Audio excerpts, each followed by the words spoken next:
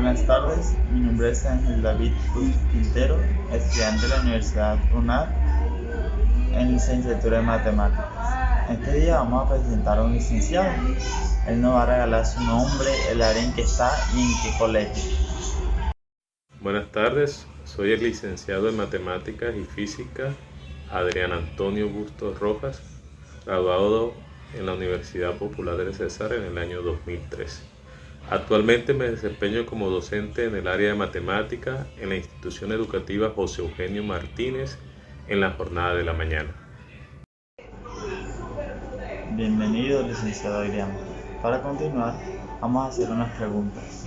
La primera es, ¿cómo cree que la educación puede contribuir con el desarrollo personal y profesional de los estudiantes? La educación es supremamente importante para la formación de profesionales. Sin haber una educación formal, tanto en el sector, en la parte de primaria, en el bachillerato, muy pocos llegarán a ser parte de las universidades, la cual genera como producto profesionales en las diferentes áreas que van a fortalecer la sociedad en la cual vivimos. Muy bien. Para continuar, la siguiente pregunta. ¿Qué importancia tiene la educación en la formación de ciudadanos responsables y comprometidos con la sociedad? Para tener un grado de responsabilidad, la formación debe ser excelente o lo mejor posible, dado que, por ejemplo, si colocamos el ejemplo de un médico, si un médico no está bien formado, pues pone en riesgo la salud de sus pacientes, ¿cierto? En el caso de nosotros los docentes, si tampoco estamos bien formados en los diferentes aspectos que debemos tener para cumplir este rol, crearemos estudiantes con deficiencias y que posiblemente se les dificulte entrar a la universidad para adquirir un título profesional. Profesor Adrián, en base a su experiencia, ¿cuál cree que son las cualidades más importantes para un educador? Sin duda alguna, la cualidad más importante que debe tener un educador es su formación académica, pero esta al mismo tiempo va acompañada de una formación de ética profesional. ¿Cómo pueden los educadores fomentar un entorno de aprendizaje positivo y motivador? Bueno, no creyéndola que somos los únicos que tenemos el conocimiento. Nuestros estudiantes siempre tienen un grado de conocimiento y hay que hacerles sentir a ellos que la actividad que uno va a desarrollar es de ellos y para ellos. ¿Qué papel juega la empatía y la comprensión en la relación entre educador y estudiante? Bueno, la empatía va ligado a comprender las necesidades que tiene el estudiante y las situaciones que afectan dentro de su entorno, de pronto familiar y escolar también. Si nosotros no conocemos a nuestros estudiantes por las situaciones que están pasando, difícilmente ellos van a saber el conocimiento que queramos tener. Muy bien, profesor Adrián. La siguiente pregunta dice, ¿cómo pueden los educadores fomentar el pensamiento crítico y la creatividad en el aula? Nosotros desarrollamos el pensamiento crítico cuando escuchamos la opinión de nuestros estudiantes en la forma en que le enseñamos. Cuando los dejamos también participar en la clase pasando el tablero, por ejemplo. Cuando los dejamos trabajar en grupo, también desarrollamos su pensamiento crítico. Y hay una estrategia al trabajar en grupo que es darles roles de responsabilidad. ¿Cuál es el proceso general para planificar una clase? Bueno, lo primero que hay que tener claro es la programación que estamos trabajando. Vamos a poner un ejemplo, suma de fraccionarios. Cuando vamos a analizar el tema de sumas fraccionarios, debemos ubicar primero el derecho de aprendizaje que tiene ese estudiante relacionado con esa temática. Después vamos a los indicadores o los objetivos que queremos conseguir al enseñarle la suma de fraccionarios. Cuando tenemos esos objetivos claros y especificados, ya procedemos a buscar el material lo que es el tema en esencia. Pero ese tema va combinado con actividades que le permitan a los muchachos llegar a un conocimiento. Esas actividades necesitan un paso a paso, o sea, de ejercicios suaves a ejercicios mucho más complejos y terminando en la aplicación del conocimiento básico, en este caso el algoritmo de sumarios fraccionarios. ¿Qué paso usted sigue al diseñar sus lecciones?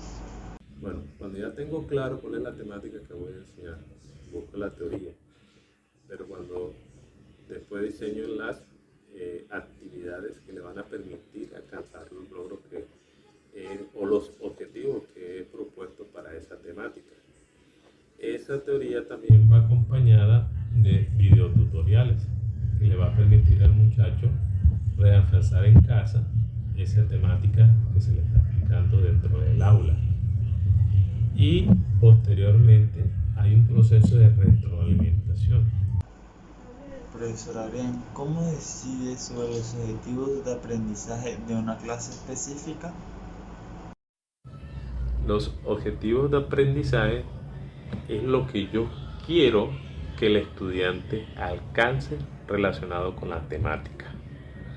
Entonces, siempre van a los paso a paso que va a tener la guía. Cuando yo desarrollo una guía, ese paso a paso va aclarando esos objetivos que me propuse al inicio de la clase.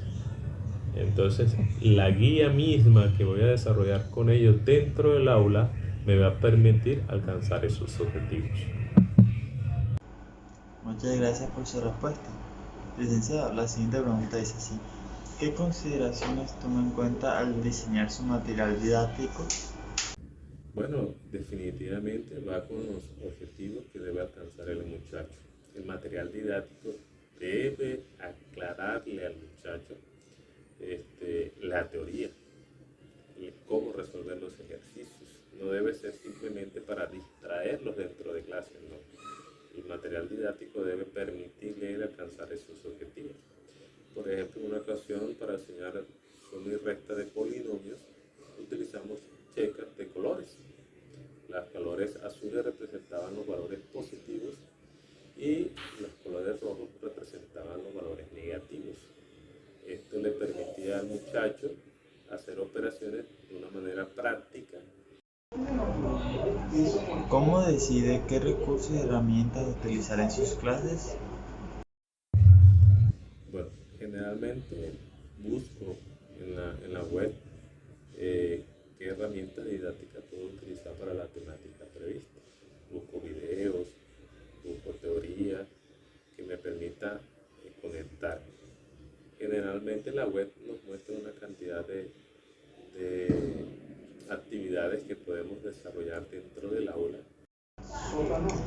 ¿Cómo ingresa la tecnología en el diseño de su material didáctico? Bueno, hoy en día, realmente para cuando mi época comenzaba en mis estudios, que yo terminé el bachillerato en el año 95, conocí los computadores desde las ventanas. No alcancé a tocarlo en el bachillerato. Ya en la universidad, pues sí, alcancé a manejar computadores y luego hice una especialización que me permitió aprender más. Entonces tenemos páginas web que nos permiten, aplicaciones que nos permiten desarrollar el pensamiento matemático en los estudiantes. Ya, sin duda una de las grandes herramientas que podemos tener hoy para la enseñanza de la matemática son los videotutoriales. ¿Cómo cree que la didáctica construye el proceso de innovación en la enseñanza? Bueno, la didáctica contribuye mucho a la innovación porque nos pone a pensar. A veces se nos dificulta, cuando hacemos la evaluación vemos que la temática no se entendió, y cuando ya el porcentaje pasa del 50% de pérdida, tengo que reflexionar que puede ser que la forma en que estoy explicando la temática los estudiantes no alcancen a entender. Por eso entonces debo buscar estrategias, debo buscar maneras de que ellos vayan desarrollando ese pensamiento y alcancen ese logro. Entonces la didáctica es una herramienta buena. Podemos nosotros también hacer juegos donde ellos interactúen, formar situaciones polémicas donde ellos también busquen o vean la realidad de la situación, que no solamente sea el algoritmo, la parte matemática, sino también que vean la aplicación. ¿Cómo integra la retroalimentación de sus estudiantes en el proceso de mejora continua de sus prácticas didácticas innovadoras? Pero para esto debo trabajar nuevamente. Primero comenzamos lógicamente con un repaso, de pronto le traemos otros videos para que ellos vean otros puntos de explicación, hacemos nuevamente pronto las actividades de didácticas que se le aplicaron, pero ya vamos a hacer un paso a paso más dedicado o más visual con ellos, porque vamos a estar en una relación de uno a uno, a diferencia cuando uno está manejando todo el grupo. Muchas gracias, profesor Arián, por sus respuestas. Por último, una última pregunta. ¿Qué consejos o recomendaciones daría a otro docente que desee incorporar innovadoras enfoques en su enseñanza mediante la didáctica? Principalmente la formación académica. Cuando uno está bien formado académicamente, cuando uno es honesto como estudiante de una licenciatura en matemática y física, porque generalmente estamos en una sociedad donde no importa mentir, y pueda que de pronto yo me copie un trabajo, pero el no ser honesto en mi licenciatura, en mi proceso de formación, a futuro me va a crear problemas, no me va a dar seguridad.